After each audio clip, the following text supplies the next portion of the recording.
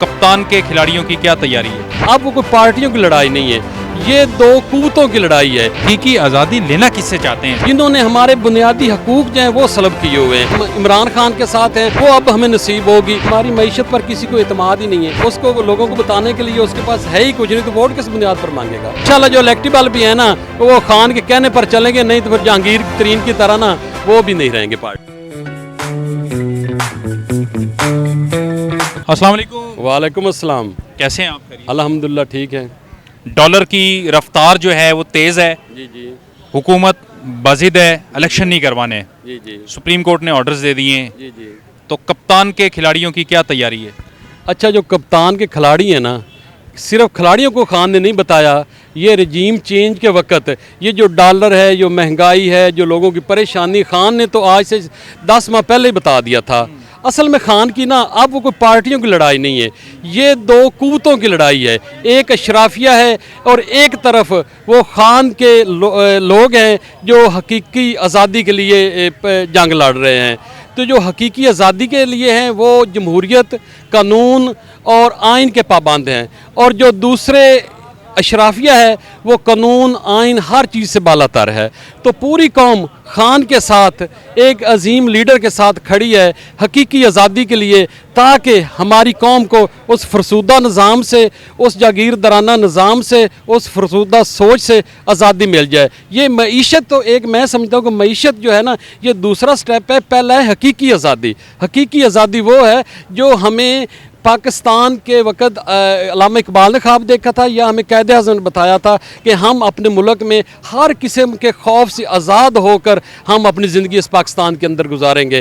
पहले हमें आज़ादी मिली, एक ज़मीन का टुकड़ा मिला, लेकिन जो हकीकी आज़ादी है वो इंशाल्लाह हम इमरान खान के साथ हैं, वो अब हमें नसीब होगी। ये हकीकी आज़ादी लेना किससे चाहते हैं सर ये हकीकी चंद आपका अपना मुल्क है, आपकी अपनी हुकूमत है, हुक्मरान है, इदारे हैं, हर चीज़ मौजूद है अपनी। असल सर ये शुरू से लेकर आज तक एक अशराफिया है 2% जिसने इस मुल्क पर कब्जा किया हुआ है। उसकी नुमाइंदा है मरीम नवाज़ है, पूरा PDM है, जिन्होंने हमारे बुनियादी हकूक जो हैं वो सलब किए हुए हैं। हम वो अपने बुनियादी हकूक जो हैं वो हासिल करने के लिए खान के साथ, वो हकीकी आज़ादी का तस्वर है जो हमें खान ने पढ़ाया है कि आप पाकिस्तान के शहरी हैं, आइन आपको बुनियादी हकूक देता है, और इन लोगों ने हमारे बुनियादी हकूक दबाए हुए हैं। और इसी वजह से यहाँ एक नहीं दो पाकिस्तानी का तस्वर चलता है। एक तरफ तो वो एक आम पाकिस्तानी है जिसे, सर मुझे ये बताइए आप किस हलका से बिलोंग करते हैं? मैं चीचा वतनी से आया हूँ।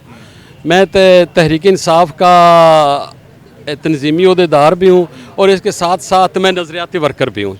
चीचा वतनी साहिवाल आप एक जिम्मेदार हैं, तो आपके जो वहाँ पे MP और MNA जिन्हें आपने मुंतखब किया, नुमाइंदे, ये बताएं क्या उन्होंने मुंतखब होने के बाद आपके हलके में, अपने हलके में कोई तब्दीली लेके आए? जो असल तब्दीली है ना जी, वो तो पूरी कौम को खान ने दी है। जो उसके नुमाइंदे हैं, जो हकीकी नज़रियाती नुमाइंदे हैं, वो तब्दीली उन्होंने उनके लोगों की सोच के अंदर तब्दीली लेकर आए हैं। आज से पहले कोई बंदा अशराफिया, उसे पता नहीं होता था कि हमारे हुकूक क्या है, अशराफिया क्या है। लेकिन आज हम देहात से भी हमारा तल्लक है। देहात के अंदर जो आम पाकिस्तानी है, जो आम बंदा है, जो ज़राअत के अंदर काम करता है, उसे भी महसूस हुआ है कि हमारी आज़ादी क्या है, हमारे बुनियादी हुकूक क्या हैं।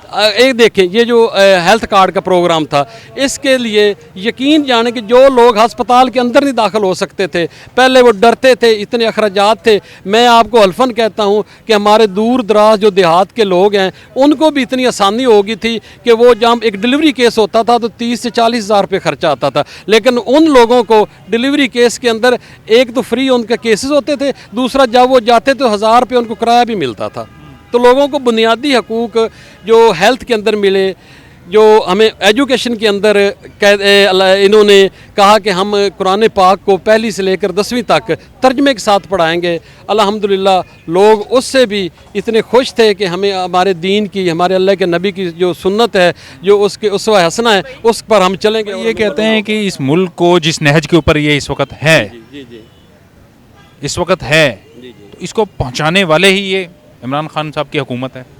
सर ये तो 3.5 साल में मुल्क को यहाँ ले नहीं सर, आप इसी वफाकी हुकूमत की जो 2022 की रिपोर्ट है, मुआशी रिपोर्ट है, आप उसमें देख लें कि पाकिस्तान के GDP जो था वो 6.5 पर था, हमारी ज़राअत 7 पर थी, 7% ग्रो कर रही थी, हमारा जो इंडस्ट्री थी वो 7% ग्रो कर रही थी, डॉलर जो था वो 170-80 पर था, और पेट्रोल जो 150 रुपए का था।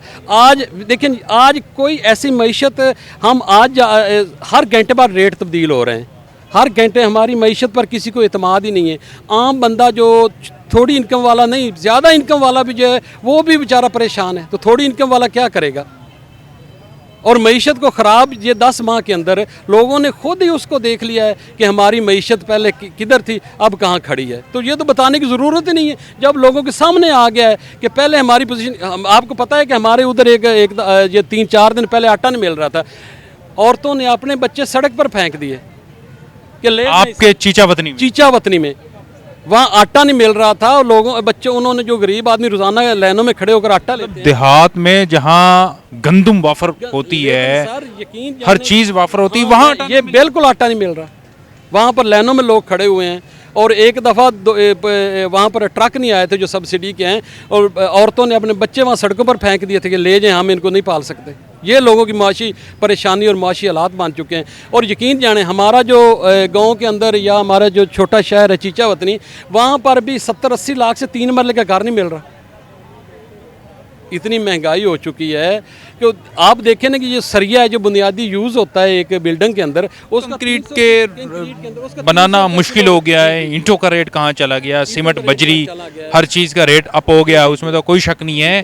कहते ये हैं कि बस कर इन्होंने दिया ना, जो इतने ज़्यादा कर्जे ले लिए चीज़ें कर। मेरी बात सुने, एक बंदे के सामने सब कुछ हो रहा है कि आज से 10 माह पहले एक चीज़ का रेट क्या था और 10 माह बाद क्या है। तो इसमें आपको पहले मुझे ये बताइए कि जो उस्मान बुज़दार PTI का था और शहबाज शरीफ, दोनों में कंपैरिजन करें, कौन अच्छा वज़ीर आला? मैं आपको बताता हूँ कि मैं अल्हम्दुलिल्लाह हम बहुत नज़दीक से अवाम के मसाइल को जानते हैं।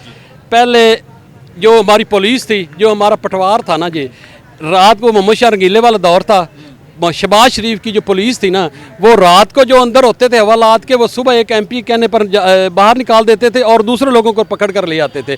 नजायज़ लोगों पर पर्चे होते थे, नजायज़ लोगों पर कत्लों के पर्चे होते थे। लेकिन बुज़दार के दौर में कम से कम पुलिस को ये किसी ने नहीं कहा कि आप इस बंदे को छोड़ दें और इसको अंदर कर दें। वो तो ट्रांसफ़र ही नहीं होती थी सर जब तक वो। लेकिन सर नहीं, ऐसा कभी नहीं हुआ। लोगों को बुनियादी आज़ादी मिली थी। अगर तरक्याती लोग तैयार हैं इलेक्शन के लिए आपके हल्के के? ओ, हम इलेक्शन के लिए लोग तो इंतज़ार कर रहे हैं यार, अभी ऐलान हो और हम जाकर इलेक्शन में हिस्सा लें, ठप्पा लगाएं। दूसरी तो राय ही नहीं है।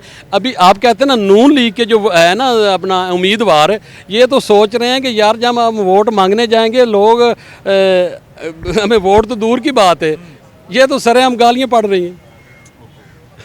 वोट तो ये वोट लेना जो ना, बताएं, बंदा किसी बुनियाद पर वोट मांगता है ना कोई उम्मीदवार, अगर उस पास कोई ऐसा विजन ही नहीं है, उसको लोगों को बताने के लिए उसके पास है ही कुछ नहीं, तो वोट किस बुनियाद पर मांगेगा। आजकल टिकटों का स्क्रूटनी का सिस्टम चल रहा है, जी। तो आपके हलके में आप किसको उम्मीद रखते हैं कि चीचा वतनी में जो टिकट्स मिलेंगे वो नज़रियाती कारकुनों को मिलेंगे या दोबारा इलेक्टिबल्स आके अपनी टिकटें? अभी जो है ना सूरत हाल, सच्ची बात तो इलेक्टिबल ही है। जो नज़रियाती लोग हैं ना, अभी उनका ये 5 साल बाद होगा। मैं नहीं समझता कि इस 5 साल अगर कैसे सर दोबारा तीसरी मरतबा आने देंगे, कैसे मुश्किल? लेकिन सर जो अभी है ना वो ठीक है, इलेक्टिबल्स यही होगा, फिर बाद में दोबारा लोटे के। लेकिन इंशाल्लाह जो इलेक्टिबल भी है ना, वो खान के कहने पर चलेंगे, नहीं तो फिर जहांगीर तरीन की तरह ना वो भी नहीं रहेंगे पार्टी। फिर वही रोना होगा ना 3-3.5 साल बाद, 2-2.5 साल। इंशाल्लाह खान को अल्लाह ने गैबी मदद दी है और इंशाल्लाह अल्लाह उसकी मदद, अल्लाह तो मदद करने वाला है, लेकिन खुद अपने फैसले भी तो आप तंजीमी ओहदेदार बंदा इसको रिकमेंड किया है। हम मेरी बात सुने, हम रिकमेंड करेंगे। जो इस वक्त इलेक्टिबल भी है ना, वो भी जेलों में जा रहे हैं। अभी उनमें ही अंदर की भी तब्दीली आई हुई है। जो खान के साथ चल रहे हैं ना, उनके खान के असरात उन पर भी पड़े हुए हैं। वो भी इलेक्टिबल वो नहीं है, जो एक रवायती इलेक्टिबल नहीं रहेंगे, वो भी नजरियाती इक़्तिदार में आके गरीब का भला सोचेंगे या नहीं? इंशाल्लाह खान को रात को नींद नहीं आती कि जब तक ये गरीबों की हाल देखकर। इंशाल्लाह इस दफ़ा अल्लाह के हुक्म से पहले भी कमी नहीं की और इस दफ़ा भी गरीब तो इंशाल्लाह दोबारा बुज़दार तो नहीं आ जाएगा? नहीं, बुज़दार नहीं आएगा, बुज़दार जैसा भी नहीं आएगा। इंशाल्लाह जो भी आएगा ना वो अल्लाह के हुक्म से वो आएगा जो खान के बुनियादी नज़रिए पर चलेगा। अगर कोई, अच्छा मैं आपको ही बताऊं, अगर हकीकी आज़ादी का जो विजन हमने सोचा है ना, अगर वो नहीं आएगा ना तो इसी ये जो ज़मान पार्क है इसके अंदर आकर मैं एहतजाज भी करूँगा। मैं बताऊँगा खान को कि हम हकीकी आज़ादी क्या है। सर फिर इक़्तिदार में आके खान साहब आपको कहाँ नजर आएंगे? सर नहीं आएंगे, जो अल्लाह ने हमें यहाँ बोलने की ताकत तो नहीं को छीन लेगा ना। आप तो मौजूद हैं, हम भी मौजूद हैं, हम आवाज़ तो अपनी हम मौजूद हैं, इंशाल्लाह हम मौजूद रहेंगे। हम भी मौजूद हैं। अल्लाह ना करे ऐसी नौबत आए। जो बुनियादी आज़ादी के है ना, सबसे पहला है मेरे नज़दीक, मैं समझता हूँ सबसे पहला जो अंग्रेज़ का बनाया फरसूदा कवानीन है उनका ख़ात्मा, उर्दू ज़बान का नफाज, और गरीब की तरफ मज़दूर और आम किसान को बुनियादी हकूक़ और उनकी मईशत मजबूत करना, ये सबसे ज़रूरी और सबसे अहम हकीकी आज़ादी है। Thank you sir.